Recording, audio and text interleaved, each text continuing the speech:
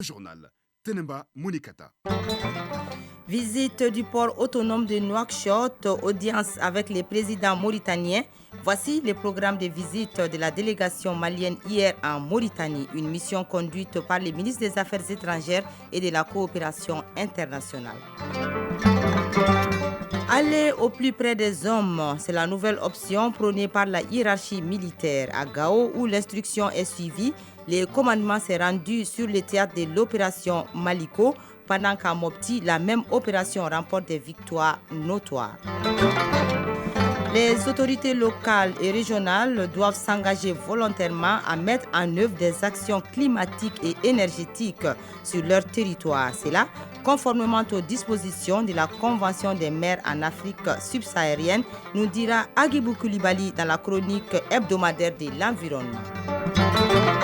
Et sport du football avec la CAN au Cameroun, le groupe D joue sa troisième journée de poule aujourd'hui. Mesdames, Messieurs, bienvenue. Après l'étape de Conakry, la délégation ministérielle était hier à Nouakchott. Dans la capitale mauritanienne, elle a été reçue par le président Mohamed Ould Cheikh El Ghazouani et a échangé avec les autorités de ces pays sur des sujets d'intérêt commun. Elle a aussi visité le port autonome de Nouakchott. Envoyés spéciaux à Nouakchott, Soumaïla Berté et Seydou Sissoko. À Nouakchott, tout comme à Conakry, les ministres maliens ont eu des rencontres tous azimuts avec les autorités mauritaniennes. Séance de travail en plénière, puis dans un format restreint où chaque ministre s'est entretenu avec son homologue. Des sessions qu'ils ont alternées avec des visites de terrain, notamment au port autonome de Nouakchott. La présentation de ces services sur un support vidéo de 5 minutes a fait ressortir des chiffres impressionnants. 180 000 conteneurs y sont transités par an, convoyés par plus de 400 bateaux. Pour les autorités compétentes maliennes, nul doute, les sanctions de la CEDEAO et de l'IMOA ont rappelé la nécessité pour notre pays de diversifier une fois pour toutes les voies d'approvisionnement. Dambélé Madina Sissoko, ministre des Transports et des Infrastructures. Les opportunités nous ont été offertes par la partie mauritanienne et on est prêt à voir. Avant, on venait par la Mauritanie, mais pas en quantité de trafic important. Mais actuellement, avec toutes les conditions qui viennent d'être facilitées, on peut passer par le port de Nouakchott pour ravitailler le Mali, c'est-à-dire continuer la desserte du Mali via les côtes européennes. On va profiter de cette période pour pouvoir créer des opportunités partout. Nous, notre souhait, c'est d'éviter que le maximum de notre trafic soit détenu par un port de transit. Parce que souvent, quand il y a des conditions de ce genre, ça entrave le pays. Le clou de la visite à Nouakchott a été l'audience accordée par le président Mohamed Ould Cheikh El Ghazouani à la délégation malienne. Une rencontre au cours de laquelle des assurances ont été données pour accompagner notre pays dans ces moments difficiles. Justement, à la tête de la forte délégation malienne, le ministre des Affaires étrangères et de la coopération internationale était porteur de messages d'amitié du président de la transition, le colonel Assimi Goïta, à son homologue mauritanien. Écoutons le ministre Abdoulaye Diop au micro de nos envoyés spéciaux. Ce message se situe d'abord dans le contexte du Mali, notamment les défis et les avancées liées au processus de transition, marqué par la tenue en fin décembre des Assises nationales de la refondation, assises pour lesquelles nous devrions apporter les conclusions à l'attention du président de la République islamique de Mauritanie et demander ses conseils, ses orientations et son implication auprès des frères maliens pour que nous puissions trouver une solution à ces difficultés. Cette visite aussi intervient dans un contexte difficile au moment où notre pays fait face à des sanctions de la part de l'UEMOA et de la CEDEAO, dans un contexte difficile, que malgré ces sanctions qui frappent injustement le peuple malien et qui posent des difficultés au Mali et au voisinage immédiat, le président de la transition m'a demandé de rassurer son frère, le président de la République islamique de Mauritanie, de l'engagement constant du Mali pour trouver une réponse à ces difficultés à travers le dialogue, la concertation, pour toujours œuvrer à trouver le bon équilibre entre les aspirations du peuple malien et les demandes de la communauté internationale. Sur l'ensemble de ces questions, nous avons eu des assurances de la part du président El Ghazouani que tout ce qui est nécessaire sera fait parce que la Mauritanie et le Mali sont des pays amis, des pays frères, certains diront même des pays parents, et tout ce qui touche la Mauritanie touche le Mali, et tout ce qui touche le Mali touche également la Mauritanie. Et que dans ce contexte particulier, le Mali peut toujours compter, comme cela a toujours été le cas à travers les âges, sur la solidarité et le soutien de la Mauritanie à la République du Mali, particulièrement dans ces moments difficiles, que tout sera fait pour le confort des populations maliennes.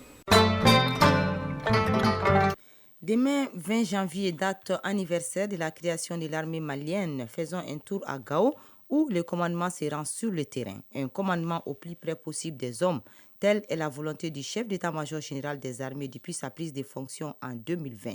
Il a inscrit à la hiérarchie militaire un autre type de commandement qui met l'accent sur le leadership. Au cours de cette visite de terrain du commandant de l'opération Maliko dans le théâtre Est, le convoi a été parfois victime d'embuscades. Le compte rendu de Ousmane Diakité. Ces crépitements de balles sont loin d'être un exercice de simulation. C'est bien une embuscade complexe tandis contre le convoi du commandant du théâtre Est de l'opération Maliko. Ici, les femmes font face à des tirs nourris à l'arme lourde et automatique des présumés terroristes. Tout de suite, elles opposent une résistance farouche et face à leur puissance de fait, les présumés terroristes ont finalement abandonné leur position en laissant une scène de désolation. Les faits se passent lors d'un mouvement du commandement du théâtre Est de l'opération Maliko. Nous sommes bien dans la région de Gao, un nouveau type de commandement, une nouvelle vision, une nouvelle pratique. Voilà ce que le nouveau commandant du théâtre Est de l'opération Maliko à Gao est en train d'inscrire dans le cadre de la montée en puissance des FAMA et d'amener ces hommes à être confiants et à croire à la victoire finale. Colonel Famouké Kamara, commandant du théâtre Est de l'opération Maliko. Je peux vous rassurer ici que tout ce qui est aspect sécuritaire, nous allons continuer à donner le meilleur de nous-mêmes. C'est en faisant cela que nous allons réussir. Mais nous comptons beaucoup sur vous. Sans vous, nous n'allons pas pouvoir réussir. Cela se justifie par la rigueur et le courage des femmes qui ont pris goût aux victoires remportées sur les forces obscurantistes. Fort de ce constat reluisant, le commandant du PCA Est a effectué une visite opérationnelle dans les localités de Tessit, Ntaka, Gossi et Gourmaraours. Le colonel Famouké Kamara est venu adresser un message de fierté et d'encouragement aux hommes. Dans cette randonnée, la mission a détruit des centaines terroristes. Colonel Famouké Kamara, commandant du théâtre Est de l'opération Maliko. La recherche des terroristes pour les neutraliser nous a permis quand même de détruire certaines bases, principalement de neutraliser 2 terroristes. Beaucoup de blessés ont été emportés et à travers 2 embuscades qu'on a subies au cours de ce séjour opérationnel. Au cours des rencontres avec les hommes, le colonel Kamara s'est fait une idée des problèmes que les femmes des différentes localités rencontrent. Et également, l'objectif aussi, c'est de s'enquérir des conditions parce qu'il y a le renforcement du dispositif FAMA dans le théâtre de l'opération qui est en cours. Donc, c'était parti pour savoir concrètement quelles sont les dispositions en cours. Et également, l'objectif aussi, c'était de partager avec la population quelques moyens militaires pour montrer que voilà, nous sommes là au bénéfice de la population. Cette visite du Com-Théâtre est plus que salutaire, comme en témoignent les déclarations des différents chefs de village des localités. Ibrahim, habitant de Gourmaraours. Au nom de toute la population du Raours, on vous remercie très sincèrement et nous vous souhaitons bon retour. Alou Seni, habitant de Gossi. Bravez tous ces dangers et venez jusqu'à nous, nous voir, nous appuyer. Ça, c'est très grand. Ça va droit au cœur. Colonel Famouké Kamara, commandant du théâtre Est de l'opération Maliko. Nous sommes très très satisfaits. Certains ont été étonnés de se rendre compte qu'effectivement, pour eux, c'est eux qui devaient nous soutenir, mais après, ils ont constaté qu'ils sont surpris que ce soit nous qui les soutenons davantage à travers la distribution dans toutes ces localités. Effectivement, c'est les actions civilo-militaires qui vont continuer à travers les consultations médicales gratuites, la distribution de médicaments et de vivres. Pour un devoir de mémoire, le commandant du théâtre Est de l'opération Maliko s'est recueilli en premier sur les tombes des soldats décédés au champ d'honneur avant de rendre tour à tour des visites de courtoisie aux autorités administratives, coutumières, religieuses et aux notabilités des différentes localités. En 5e région également, les forces armées et de sécurité engagées sur le théâtre des opérations œuvrent inlassablement pour la défense de l'intégrité territoriale et la sécurisation des personnes et de leurs biens. Dans les secteurs centre et les secteurs 4 de l'opération Maliko, les FAMA se requinquent en effet et des succès militaires sont enregistrés grâce au soutien indéfectible des autorités et de la hiérarchie militaire, nous dit Oumar Maïga depuis Mopti.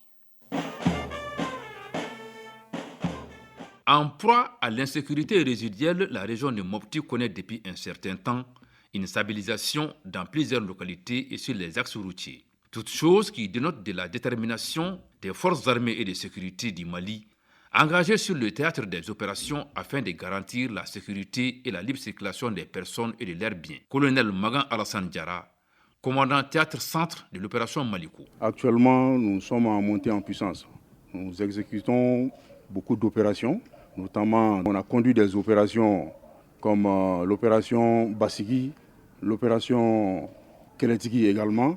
Et ça nous a vraiment permis d'aller sécuriser les populations et en même temps détruire certains plots logistiques ennemis. Ça, c'était dans le secteur 3. Pour ce qui concerne le secteur 4, au niveau de Badjangara, il y avait vraiment un problème récurrent sur la RN15, mais actuellement, la population vague à ses occupations. L'engagement des autorités de la transition aux côtés des forces armées et de sécurité en équipement, en infrastructure, a favorisé la montée en puissance et l'atteinte des objectifs assignés à la 6e région militaire. Colonel Oumar Traoré, commandant du secteur 4, opération Maliko. La situation sécuritaire au niveau du secteur 4 aujourd'hui est très appréciable par rapport aux années passées. Et je le dis parce que la situation que nous avons héritée il y a 2 ans était une situation très alarmante.